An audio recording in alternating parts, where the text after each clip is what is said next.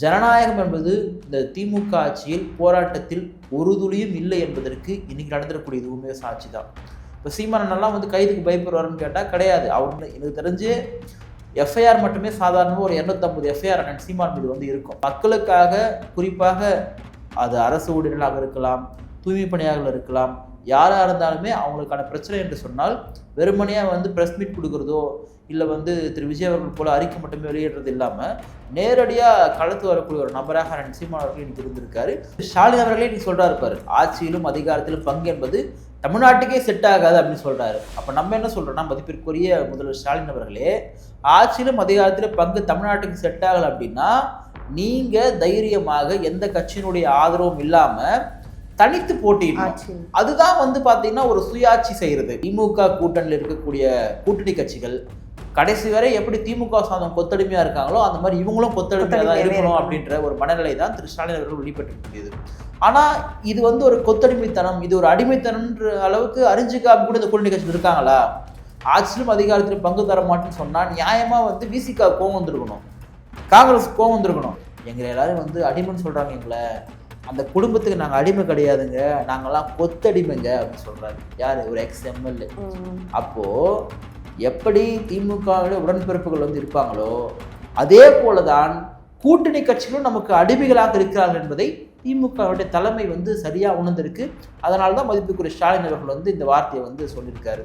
நிம்மதி property management, உங்கள் பழைய வீட்டை புதிய வீடாக மாற்றலாம் வாங்க. வாய்ஸ் ஆஃப் தமிழ்நாடு நேயர்களுக்கு வணக்கம். இன்னைக்கு நம்மளோட சிறப்பு நேர்காணல்ல வந்து வழக்கறிஞர் பிரதாப் இணைஞ்சிருக்காங்க. வாங்க பேசுவோம்.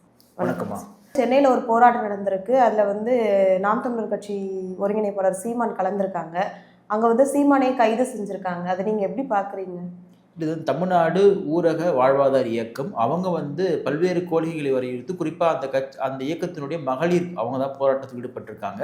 காவல்துறை பார்த்தீங்கன்னா 2 சொல்லியிருக்காங்க. ஒன்று, போராட்டம் பண்ண இவங்களும் பர்மிஷன் வாங்கலை, இந்த போராட்டக்காரர்களை பார்க்க வந்திருக்கக்கூடிய திரு சீமான் நீங்களும் பர்மிஷன் வாங்கலை, அதனால் நான் அவங்களை கைது பண்ண போகிறேன்னு சொல்கிறப்ப நான் சீமான் சொல்கிறார், சரி கைது பண்ணு, அவங்கள கைது பண்ணியிருக்கீங்களா, என்னையும் கைது பண்ணுன்னு சொல்லிட்டு இன்னைக்கு அண்ணன் சீமான் அவர்களை காவல்துறை கைது செய்திருக்கிறது. முதல்ல இந்த ஸ்டாலின் அரசு இருக்கு இல்லையா, திமுக அரசு, இவங்க பார்த்தீங்கன்னா என்னென்ன சொல்லி ஆட்சிக்கு வந்தாங்கன்னா, அதிமுக ஆட்சியில் குறிப்பாக அரசினுடைய ஊழியர்கள், நான் சொல்றது எல்லா தரப்பு துறையை சார்ந்த ஊழியர்களுடைய கோரிக்கைகள் நிறைவேற்றுனாங்க. பழைய ஓய்வூதியம் முதற்கொண்டு இந்த தற்காலிக பணியாளர்கள் நிரந்தரமாக முதற்கொண்டு அவங்களுடைய சம்பள உயர்வு எல்லாத்தையுமே நாங்கள் வந்து பண்ணிடுவோம். இந்த கவர்மெண்ட் சர்வெண்ட்கே பார்த்தீங்கன்னா ஒரு அவங்களுக்கான அரசாங்கம் எதிரான அது திமுக தான் வரும்ன்றத ஒரு வாக்குறுதியை கொண்டு வந்தவர்கள் இன்றைக்கு அந்த வாக்குறுதிகளுக்கு அவர்களே நேரெதிராக நடந்து கொண்டிருக்கிறார்கள். ஆட்சி முடித்து இப்போதான் இருக்கும்பொழுது நாங்கள் பழைய ஓய்வூதிய திட்டத்தை வந்து கொண்டு வரோம் சொல்லிட்டு அறிவிச்சிருக்காங்க. சரி, இந்த ஆட்சி தொடர்றதா இருந்தால் அப்புறம் பார்க்கலாம். இப்போ இந்த விவகாரம் இருக்கு இல்லையா, போராட்டக்காரர்களை ஒடுக்குவது என்பது, அதாவது போராடுவது நமக்கு கொடுக்கப்பட்டிருக்கக்கூடிய உரிமை, நம்முடைய கோரிக்கைகளுக்காக நாம் போராடுவது என்பது ஜனநாயக ரீதியாக கொடுக்கப்பட்டிருக்கக்கூடிய உரிமை. ஆனால் திமுக அரசுல எதுக்குமே பர்மிஷன் கிடையாது. ஆளுங்கட்சி பண்ணுதா எல்லாத்துக்கும் பர்மிஷன், அவங்க போடக்கூடிய கூட்டங்களுக்கு பர்மிஷன், இவங்க ஏதாவது ஒன்றிய அரசை வந்து எதிர்க்கணும்னா அதுக்கு பர்மிஷன் எல்லாமே கொடுத்துருவாங்க. திமுக கூட்டணி இருக்கக்கூடிய கூட்டணி கட்சிகளுக்கே பர்மிஷன் கொடுக்க மாட்டாங்க. உதாரணத்துக்கு விசிகா வந்து மதுரையில் வந்து மதநலனுக்கு பேரணி நடத்த போகிற பர்மிஷன் தாங்கன்னு கேட்டால் அதெல்லாம் நடத்த தர முடியாது, நீங்கள் பண்ணால் இங்கே வந்து மிகப்பெரிய ஒரு அமைதி நிலவின்மை ஏற்படும்ன்றதுக்காக கொடுக்காமட்டாங்க. இப்போ இவங்க வந்து பர்மிஷனே கொடுக்காம போராட்டம் பண்ணாங்கன்னு சொல்லிட்டு சொல்கிறாங்களே, பர்மிஷன் கொடுத்துருக்கணும். தூய்மை பணியாளர்கள் இங்கே சென்னை மாநகராட்சியாண்ட போராட்டம் பண்ணிட்டு இருந்தாங்க. அந்த இடத்துலேருந்து அவங்கள எப்படி அப்புறப்படுத்தினாங்க, எந்த அளவுக்கு தரதர இழுத்துட்டு போயிட்டு அப்புறப்படுத்தினாங்கன்றது எல்லாரும் பார்த்துருப்போம். ஆசிரியர்கள் கை உடைக்கப்படுது இவங்களை இழுத்துட்டு போகிறப்போ, செவிலியர்கள் அவங்கள அவ்வளோ ஒரு மோசமாக இழுத்துட்டு போயிட்டு கைது பண்ணுறாங்க. ஜனநாயகம் என்பது இந்த திமுக ஆட்சியில் போராட்டத்தில் ஒரு துளியும் இல்லை என்பதற்கு இன்னைக்கு நடந்துடக்கூடிய இதுவுமே சாட்சி தான். இப்போ சீமானெல்லாம் வந்து கைதுக்கு பயப்படுவாருன்னு கேட்டால் கிடையாது. அவங்க எனக்கு தெரிஞ்சு எஃப்ஐஆர் மட்டுமே சாதாரணமாக ஒரு 250 எஃப்ஐஆர் அண்ணன் சீமான் மீது வந்து இருக்கும். அதில் எல்லா எஃப்ஐஆருமே பார்த்தீங்கன்னா அது போராட்டம் சார்ந்த வழக்கு, அதுக்கப்புறம் அவர் வந்து புலிகளை ஆதரித்தார் அப்படின்ற மாதிரி பல விஷயங்களுக்காக தான் வழக்கு. எதுவுமே பார்த்தீங்கன்னா கிரிமினல் அஃபென்ஸ் கிடையாது, எல்லாமே மக்களுக்கான வழக்கு தான். அதில் ஒரு வழக்கு இந்த வழக்காக என்ன சேர்த்துக்கலாமே தவிர இதுக்கெல்லாம் 5 போகிற சீமான் கிடையாது. மக்களுக்காக, குறிப்பாக அது அரசு ஊழியர்களாக இருக்கலாம், தூய்மை பணியாளர்கள் இருக்கலாம், யாராக இருந்தாலுமே அவங்களுக்கான பிரச்சனை என்று சொன்னால் வெறுமனையாக வந்து ப்ரெஸ் மீட் கொடுக்குறதோ இல்லை வந்து திரு விஜய் அவர்கள் போல அறிக்கை மட்டுமே வெளியிடுறது இல்லாமல் நேரடியாக களத்து வரக்கூடிய ஒரு நபராக சீமான் அவர்கள் இன்னைக்கு இருந்திருக்காரு. ஸோ அதுக்கான ஒரு சாட்சி தான் இன்னைக்கு நடந்துக்கூடிய கைது. இது ஒரு ஃபார்மாலிட்டிக்கான கைது தான் இது. இன்னைக்கு வந்து காலையிலேயே ஸ்டாலின் ஒரு முகமத்தை கிளப்பி விட்டுட்டாரு. ஏன்னா ஆட்சியிலேயும் பங்கு இல்லை, அதிகாரத்திலேயும் பங்கு இல்லை, கூட்டணி யாருக்குமே கிடையாதுங்கிற மாதிரி சொல்லியிருக்காங்க. தமிழகத்துக்கு அது செட் ஆகாதுன்னு செட் ஆகாதுன்னு சொல்லியிருக்காங்க. செல்வ பெருந்தகை வேணுங்கிற மாதிரி தான் அவர் சொல்றாரு. ஆனா இவர் முடியாதுன்னு சொல்றாங்க. அப்ப காங்கிரஸ் வந்து திமுக விட்டு வெளியில போயிருமா? காங்கிரஸ் வந்து திமுக விட்டு வெளியே போகாதுன்ற அந்த ஒரு மமதையில பேசக்கூடியது தான் இது. அதாவது திரு ஸ்டாலின் அவர்களே நீ சொல்றாரு பாரு, ஆட்சியிலும் அதிகாரத்திலும் பங்கு என்பது தமிழ்நாட்டுக்கே செட் ஆகாது அப்படின்னு சொல்றாரு. அப்ப நம்ம என்ன சொல்றோம்னா, மதிப்பிற்குரிய முதல்வர் ஸ்டாலின் அவர்களே, ஆட்சியிலும் அதிகாரத்திலும் பங்கு தமிழ்நாட்டுக்கு செட் ஆகல அப்படின்னா நீங்க தைரியமாக எந்த கட்சியினுடைய ஆதரவும் இல்லாம தனித்து போட்டியிடணும். அதுதான் வந்து பாத்தீங்கன்னா ஒரு சுயாட்சி செய்யறது. எல்லாரையும் ஒரு 10-20 பேரை சேர்த்துக்கிட்டு அவங்க எல்லார் தயவுலையும் வெற்றி பெற்றுட்டு அப்புறம் திமுக மட்டுமே ஆட்சி அமைப்புன்னு சொன்னா அது வந்து சரியான ஒன்று கிடையாது. அது வந்து ஒரு என்ன சொல்றது, ஒரு அரசியல் ஒரு கோழைத்தனம் கூட சொல்லலாம். உங்களுக்கு தனிச்சு நிற்கிறதுக்கான தைரியமே வந்து இல்லாம இருக்கு இல்லையா? அப்போ இது யாருக்கான பதில்னா நேரடியா காங்கிரஸுக்கு சொல்றாரு, விசிகாவுக்குமே சொல்றாரு. எனக்கு தெரிஞ்சு காங்கிரஸ்லாம் இப்பதான் கேட்குறாங்க. இந்த ஆட்சியிலும் அதிகாரத்திலும் பங்கு அப்படின்ற முழக்கத்தை வந்து முன் வச்சதே விசிகா தான். அது விசிகாவினுடைய ஒரு முழக்கமாக இருந்துச்சு. இன்னைக்கு கேட்டால் அது எங்களுடைய வெறும் முழக்கம் மட்டும்தான், இப்போ அதுக்கான செயல் திட்டம்லாம் இல்லை. 31 எங்கள் தலைவர் தான் சிஎம், நாங்கள் அப்படி தான் போயிட்டு இன்னைக்கு ஆரம்பிக்க போகிறோம். 31 திருமா தலைமையில் தான் வந்து நாங்கள் அவர் முதல்வர் வேட்பாளராக அறிவிச்சுட்டு நாங்கள் வந்து தொடருவோம் அப்படின்றது அவங்க சொல்லியிருக்காங்க. அது எப்போ நடக்கும் என்ன நடக்கும்ன்றது தெரியாது, அது நடக்குமான்றதும் தெரியாது. அது ஒரு விஷயம். இப்போ திரு ஸ்டாலின் சொல்கிறார் இல்லையா, ஆட்சியிலும் அதிகாரத்திலும் பங்கு இல்லைன்னு சொல்கிறாரு. இது மாநிலத்து சுயாட்சின்னு சொல்றாரு. இன்றைக்கு பாஜக இவங்க சொல்றாங்களே பாசிச பாஜக, சனாதன RSS மதவாத பாஜக, அந்த பாஜக பல மாநிலங்களில் கூட்டணி ஆட்சியை கொடுத்திருக்கின்றது.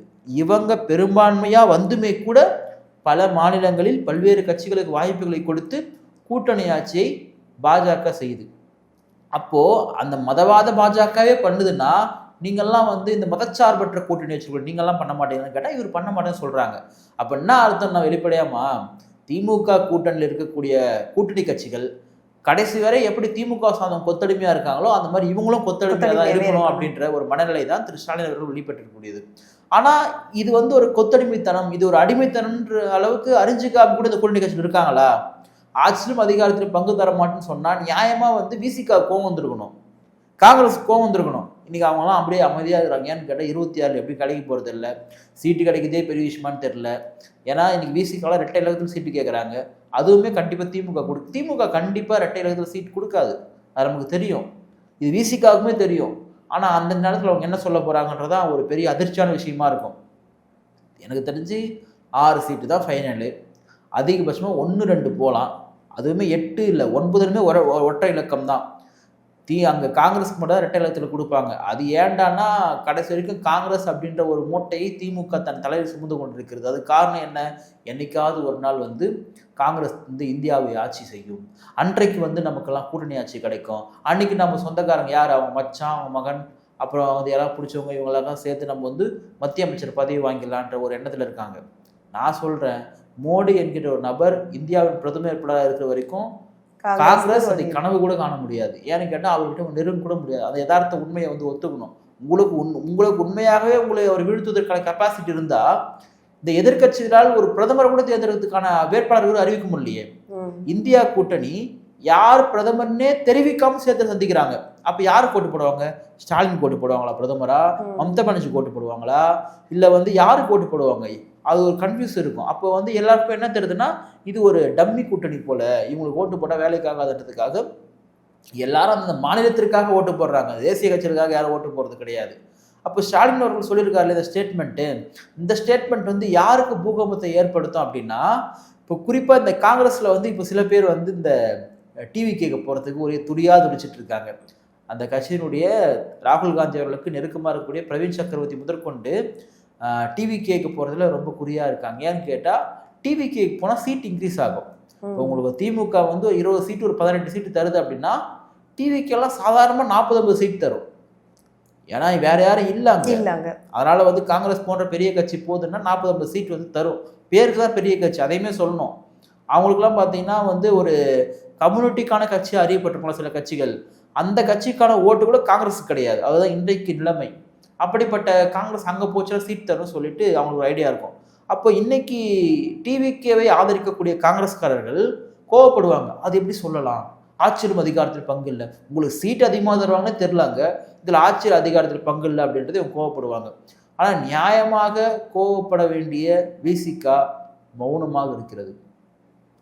அதாவது ஸ்டாலின் அவர்கள் முதலமைச்சர் ஆகிட்டு அடுத்து வரக்கூடிய ஒரு அண்ணன் திருமாவர்களுடைய ஒரு பிறந்தநாள் மேடையிலோ இல்லை வந்து பிறந்தநாள் மேடை கிடையாது, இன்னொரு நிகழ்ச்சி ஏதோ ஒரு எனக்கு சரியாக தெரியாது, அந்த மேடையில் வந்து சொல்கிறாரு, என்ன சொல்கிறார் ஸ்டாலின் அவர்கள்னா, நான் இன்னைக்கு முதலமைச்சர் நாட்களில் உட்கார்ந்துருக்கேன்னா அதற்கு மிக முக்கியமான காரணம் திருமாவர்கள் தான், எழுச்சி தமிழர் திருமாவர்கள் தான். விசில் பறகுது, இப்போ கடைசி விசில் தான் அடிக்கணும், சீட்டு வாங்க மாட்டேங்க போல, விசில் பறகுது சொல்லிட்டு அந்த ஒரு இதுவோட கடந்து போயிடுறாரு. ஏன்னு கேட்டால் ஒரு உண்மைத்தன்மை இருக்குது.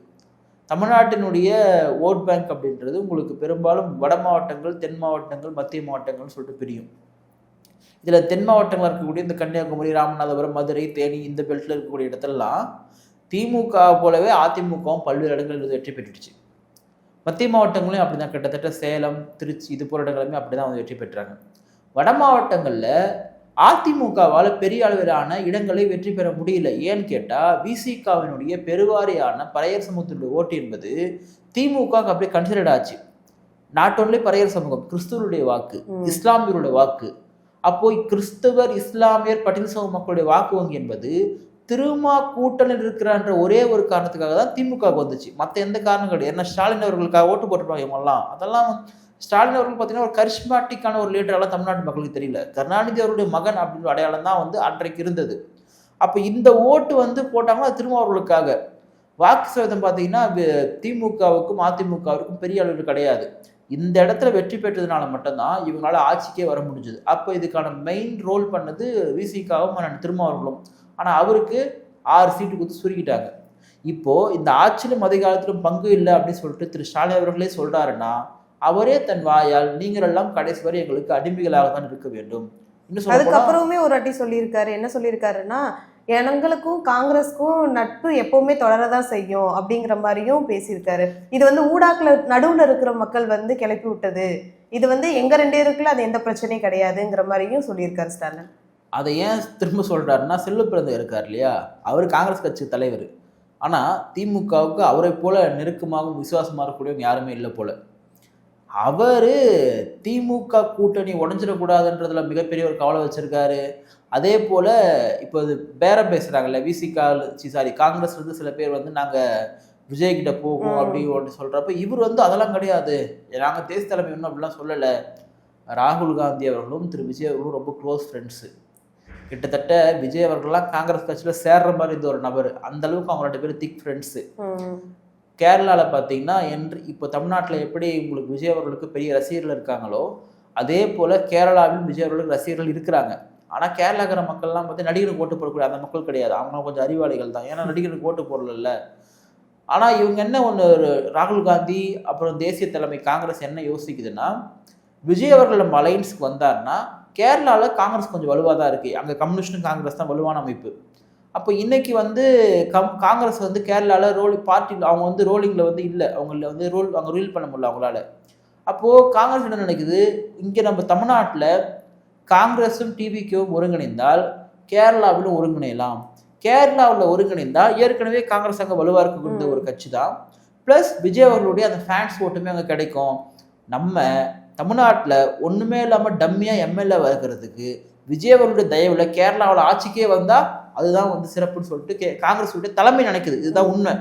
ஆனால் அது அண்ணன் செல்வ பெருந்தகை போன்றவர்கள் திமுகவிற்கு மிக விசுவாசமாக இருந்து கொண்டு இப்படியான கருத்துக்கள் எல்லாம் அவர் வந்து வெளியிடுறாரு. உள்ளபடியே இதையெல்லாம் கேட்டுவிட்டு இந்த ஆட்சியிலும் அதிகாரத்திலும் பங்கு இல்லை என்பதை கேட்டு அண்ணன் திருமாவர்களுக்கும் காங்கிரஸுக்கும் கோபம் வந்து பொங்கி எழுந்திருக்க வேண்டும். ஆனால் அவர்கள் என்ன கொடுத்தாலும் பரவாயில்லை, எதுவாக இருந்தாலும் பரவாயில்லை, ஸ்டாலினை முதலமைச்சராகவும் தளபதி ஸ்டாலின் மறுபடியும் ஆட்சி அதிகாரத்திற்கு வர வேண்டும் அப்படின்ற அந்த ஒரு நம்பிக்கையில் இருக்கிறாங்க. அதனால்தான் மதிப்பிற்குரிய ஐயா ஸ்டாலின் அவர்கள் ஆட்சியில் அதிகாரத்தில் இருப்பாங்களாம், மாநிலத்துக்கு செட் ஆகாது, அதுவும் தமிழ்நாட்டுக்கு செட்டே ஆகாது அப்படின்னு சொல்லியிருக்காங்க. இது இவங்க மட்டும் சொல்லலை. ஒரு முறை வந்து அதிமுகவை சார்ந்த இன்னொருத்தரும் வந்து பேசியிருந்தார், அவர் முன்னாள் அமைச்சர். அவர் ஆட்சியில் அதிகாரத்தில் இருப்பாங்களா, தமிழ்நாடு செட் ஆகாதுங்க, அதெல்லாம் கடைசியாக இந்த திராவிட கட்சியோட மைண்ட் செட்டே என்னென்னா ஒரு ஆண்டை மைண்ட் செட். அதாவது ஆண்டைன்னா என்னன்னா ஆண்டை அடிமை சொல்லிட்டு சொல்லுவாங்க, நான் தான் இருக்கணும் அப்படின்ற அந்த ஒரு மைண்ட் செட் இருக்கக்கூடியவங்க தான் அதில் ரொம்ப அதிகம் திமுக. அண்மையில் கூட ஒருத்தர் அந்த எக்ஸ்எம்எல்ஏவோட வீடியோ ஒன்று பார்த்தேன் நான். அவர் இன்பநிதி அவர்களை வந்து முதலமைச்சர் ஆகணும்னு சொல்லி பேசியிருந்தார் இல்லையா, அவர் இன்னொன்று சொல்கிறாரு, எங்களை எல்லாரும் வந்து அடிமைன்னு சொல்கிறாங்க, எங்களை அந்த குடும்பத்துக்கு நாங்கள் அடிமை கிடையாதுங்க, நாங்கள்லாம் கொத்தடிமைங்க அப்படின்னு சொல்கிறாரு. யார்? ஒரு எக்ஸ்எம்எல்ஏ. அப்போது எப்படி திமுகவுடைய உடன்பிறப்புகள் வந்து இருப்பாங்களோ அதே போல தான் கூட்டணி கட்சிகளும் நமக்கு அடிமைகளாக இருக்கிறார்கள் என்பதை திமுகவுடைய தலைமை வந்து சரியாக உணர்ந்திருக்கு.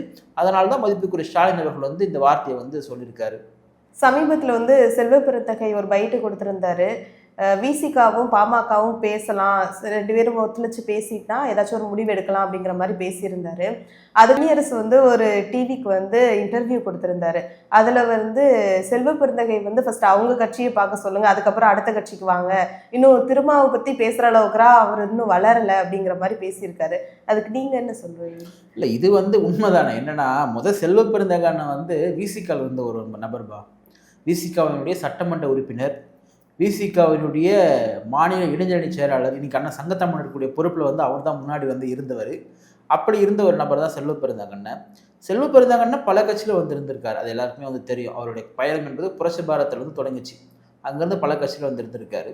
அவர் இன்னைக்கு பரவாயில்ல, என்னன்னா பல கட்சியில் இருந்தாலுமே கூட இன்னைக்கு ஒரு தேசிய கட்சியினுடைய மாநில தலைவராக இருக்காருன்னா அதில் அவருடைய சாமர்த்தியத்தனமும் அவருடைய அரசியல் சாணக்கியம் தான் காரணம். அதெல்லாம் நான் இல்லைன்னா சொல்ல.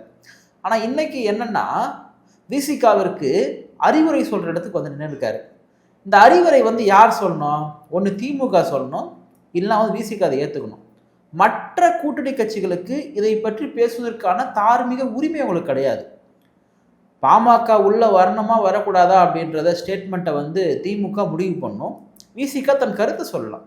ஆனால் இவர் வந்து ஒரு மீடியேட்டர் வேலையை வந்து பண்ணிட்டு இருக்காரு செல்வ பெருந்தகை. இப்போது என்னன்னா பாமக வருமா? யார் பாமக? ராமதாஸ் பாமக திமுகவிற்கு வருமா என்று சொன்னால் அவர்கள் வழிமேல் விடுவைத்து காத்து கொண்டிருக்கிறார்கள். ஸ்டாலின் அவர்கள் ஊன் சொன்னால் உள்ள ஓடிடலான்னு சொல்லிட்டு, ஸ்டாலின் அவர்கள் வந்து ஊன் சொல்ல மாட்டார், திரும்ப போயிடுவார். ஸ்டாலின் அவர்களுக்கு நல்லா தெரியும் நினைக்கிறேன், ஏன்னா அந்த வாக்கு சதவீதம் பார்ப்பார் அவர். இன்னைக்கு ராமதாஸ் அவர்களுக்கு என்ன வாக்குன்னு கேட்டால் ஒரு வாக்கும் கிடையாது. ஒட்டுமொத்த பாமக வன்னி சமுத்திர வாக்கு என்பது அது வந்து அன்புமணி அவர்கிட்ட வந்து இருக்கு, இவர்கிட்ட வந்து கிடையாது. அப்போ ஒண்ணுமே இல்லாத பெரியவர் ராமதாஸை உள்ள சேர்த்தா இருக்கிற விசிகா வெளியே போயிடும் அப்படின்ற எண்ணம், அந்த ஒரு அறிவு வந்து திரு ஸ்டாலின் அவர்களுக்கு வந்து இருக்கும். அது இல்லாமலாம் இருக்காது. அதனால வந்து அவங்கள வந்து சேர்த்துக்க மாட்டார் தான். இப்போ வன்னியரசன்னு ஒரு வார்த்தையை ஒன்று சொன்னார், ரொம்ப நுட்பமாக நோட் பண்ணிங்கன்னா தெரியும். அவருக்கு வந்து ஏதாவது பேசியிருப்பாங்க, ஏதாவது பண்ணியிருப்பாங்க, பாமக கலந்து யாருன்னா எதனா பண்ணியிருப்பாங்க அப்படின்னா, அப்போ ராமதாஸ் அவர்கள்கிட்ட இருந்து பணம் வாங்கிட்டு செல்வ பெருந்தகை பேசுகிறாருன்றது தான் வன்னியரசு அவர்கள் சொல்லாமல் சொல்கிறாரு. அதான் சொல்கிறார் அவர் அதனால தான் இந்த வேலையை பண்ணிட்டு இருக்காரு. ரெண்டாவது, காங்கிரஸ் கட்சி என்பது ஒரு கோஷ்டி மோதல் கட்சி. எல்லா கட்சியிலும் பிளவுகள்லாம் இருக்கும், கருத்து முரண்பாடுலாம் இருக்கும். ஆனால் காங்கிரஸில் ஒரு முன்னாள் மாநில தலைவர் 5 பேர் இருக்காங்கன்னா 5 பேருக்கும் ஒரு டீம் இருக்கும். அந்த டீம் தனியாக பேசும். பாசிதமன் தனியாக பேசுவார், கேஎஸ் அழகிரி தனியாக பேசுவார். அது மாதிரி பல பேர், ஏன் திருச்சி வேலுச்சாமி இருக்கார், அவருக்குள்ள ஒரு கேங் இருக்குது. இந்த மாதிரி தனித்தனியாக இருக்கக்கூடிய ஒரு கோஷ்டி கும்பல் எதிரான காங்கிரஸ். அது காலங்காலமாக தமிழ்நாட்டில் அப்படி தான் இருக்குது. இந்திய அளவில் அப்படி இருக்கான்னு தெரியல. இந்திய அளவில் வந்து யார் தலைவராக வந்தாலும் இவங்க யாரையும் மதிக்க மாட்டாங்க. மல்லிகார்ஜுன அவர்கள் கார்கே, அவர் தான் தேசிய காங்கிரஸினுடைய தலைவர். ஆனால் அந்த மல்லிகார்ஜுன கார்கே அவர்களை ஒரு ஸ்டாம்ப் ஃபோட்டோ மாதிரி யூஸ் பண்ணுவாங்க. இவங்க கட்சியினுடைய தலைவர் என்னவோ திரு ராகுல் காந்தி அவர்கள் மூல வாய்க்கு வாய் எங்கள் தலைவர் ராகுல் காந்தினா அப்போ மல்லிகார்ஜுன கார்கே யாரு? அப்போ மல்லிகார்ஜுன கார்கே அவர்கள் ஒரு பட்டியல் சமுதாயம் என்பதால் அவரை நீங்கள் ஒரு தலைவராக மதிக்க மாட்டீங்களா? இதே செல்வ பெருந்தகை சொல்றாரு எங்கள் தலைவர் ராகுல் காந்தி சொல்லிட்டு, ஒரு நாளாக சொல்லியிருக்காரு எங்கள் தலைவர் வந்து மல்லிகார்ஜுன கார்கேன்னு சொல்லிட்டு. இதுவே ஒரு அரசியல் தீண்டாமை. அந்த இடத்துல மல்லிகார்ஜுன கார்கே மட்டும் கிடையாது, வேற யார் வந்தாலுமே அவங்க மதிக்க மாட்டாங்க. ஏன்னா அவங்களுக்கு என்னன்னா அந்த குடும்ப கட்சி எப்படி திமுக இந்த குடும்பம் தான் ஆட்சி செய்யணும், அவங்க தான் நமக்கான பிதாமகர்கள் சொல்லிட்டு இருக்கக்கூடிய திமுக உடன்பிறப்புலாம் காத்து கொண்டிருக்கார்களோ அதே போலதான் தேசிய காங்கிரஸ் இருக்கக்கூடிய அந்த காந்தி குடும்பம், இன்றைக்கு இருக்கக்கூடிய ராகுல் காந்தி, சோனியா காந்தி, பிரியங்கா காந்தி, இந்த இவர்களை ஏற்றுக்கொண்டிருக்கக்கூடிய அந்த ஒரு எண்ணம். விசிகாவிற்கு வந்து அறிவுரை சொல்றவர்களாம் அண்ணன் செல்வ பெருந்தகை உண்மையாகவே வண்டியரசு சொல்வது போல அவரை சொல்லக்கூடாது தான். ஏன்னா செல்வ பெருந்தகர்களுக்கு தலைவர் அண்ணன் திருமா, நீங்க அங்கிருந்து தான் போயிருக்கீங்க, அதை ஞாபகம் வச்சுக்கிட்டோம். ரெண்டாவது, அண்ணன் திருமா பாமக வந்தா எந்த வடிவில் இருந்தாலும், ராமதாஸ் வடிவில் வந்தாலும் இல்லை வந்து அன்புமணி வடிவில் வந்தாலுமே நம்ம இருக்கக்கூடாது அப்படின்றது ஒரு நியாயமான காரணம் இருக்கும். ஒருவேளை ராமதாஸ் அவர்கள் வருவதை வந்து எதனா ஒரு காரணம் சொல்லி அது இதுன்னு எதனா பூச்சாண்டி கீச்சாண்டி ஆர்எஸ்எஸ் பிஜேபி பூச்சாண்டி காமிச்சு ஒத்துக்க வச்சுட்டாங்கன்னா அன்னையோட நான் திருமாவளுடைய அரசியல் வாழ்க்கையை முழுக்கிவிடும். ஏன்னு கேட்டால் விசிகாவை சார்ந்தவர்கள் பாமகவை தமிழ்நாட்டிற்கு எதிரான கட்சியாக பார்க்குறாங்க. ஆனால் வன்னியர்களை சொல்லலை, ஏன்னா வன்னியர்கள் அந்த கட்சியில் அதிகம் பேர் இருக்காங்க, விசிகாவில் அவ்வளோ பேர் இருக்கிறாங்க. உழைக்கக்கூடிய வர்க்கம் வன்னியர் சமுதாயம் அவங்களும் எந்த குறையும் சொல்லலை. ஆனால் ராமதாஸ் போன்ற பிரிவினைவாதிகள் சாதியவாதிகளுக்கு ஒரு நாளும் இடம் கொடுக்கக்கூடாதுன்றதுல எப்படி அண்ணன் திருமாவளவன் உறுதியாக இருக்காங்களோ அதே போல் விசிகாவினுடைய ஒவ்வொருத்தரும் உறுதியாக இருக்காங்க. விசிகா கட்சியில் வந்து ஒருத்தன் சேர்றான் அப்படின்னா அவன் சும்மா ஒரு கட்சியில் சேர்ந்துட மாட்டான். அவனுக்கு அம்பேத்கர் மீது மிகப்பெரிய ஈடுபாடு இருக்கும், ஒடுக்கப்பட்ட மக்கள் அதிகாரத்துக்கு போகணும் அப்படின்ற அந்த ஒரு நோக்கம் இருக்கும். இதெல்லாம் இருக்கிற ஒருத்தன் தான் உள்ள வரான். குறிப்பாக சாதியத்தால் ஒடுக்குமுறைகளுக்கு எதிராக இருக்கக்கூடியவங்க தான் விசிகால இருப்பாங்க. அப்படின்னா அவன் திமுக அதிமுகலையோ பாஜகலையோ யாரோ ஒருத்தர் போய் சேர்ந்துட்டு இருப்பான். விசிகால அதனால தான் இருக்கிறாங்க. ஆனால் அந்த விசிகால வந்து இன்றைக்கு திமுகவிற்கு விசுவாசமா இருக்கக்கூடிய சில பேர் இருக்காங்க, விசி திமுக சில பேர் இருக்காங்க. அவங்கெல்லாம் பார்த்தீங்கன்னா திமுகவிற்கு வந்து விசுவாசமா இருப்பாங்க, நம்ம அவங்கள சேர்த்துக்க கூடாது.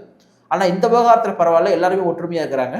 எஸ்எஸ் பாலாஜி போட்ட ட்வீட் வந்து ஏன் டெலிட் பண்ணான்றது நம்ம ஒரு தனியாக தான் கேட்கணும். ஏன் போட்டீங்க, ஏன் டெலிட் பண்ணீங்கன்னா அண்ணன் எஸ்எஸ் பாலாஜி ஒரு வன்னிய சமுதாயம், அவரை வந்து யாரும் அப்படி பார்க்கல. ஏன்னா அவரே ஒரு முறை வந்து சாதி என்பதே அடையாளம்லாம் கிடையாது, நான் என்னை வன்னியராகவே பார்க்கல அப்படின்றத வெளிப்படையே சொல்கிறார். அதெல்லாம் உள்ளபடியே பாராட்டுக்கள் தான். ஆனால் அவர் வந்து ட்வீட் போட்டு ஏன் டெலிட் பண்ணாருன்னு தெரியல. ஸோ அதுவுமே ஒரு ரொம்ப முக்கியமானது.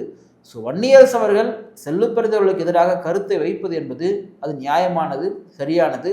ஆனால் அதே அண்ணன் வன்னியரசு அவர்கள் நாம் தமிழ் கட்சியை பற்றியும் அண்ணன் சீமானவர்களையும் பேசக்கூடிய கருத்து என்பது ரொம்ப அபத்தமானது என்பதை சொல்லி நான் முடிக்க விரும்புகின்றேன். நன்றி, வணக்கம்.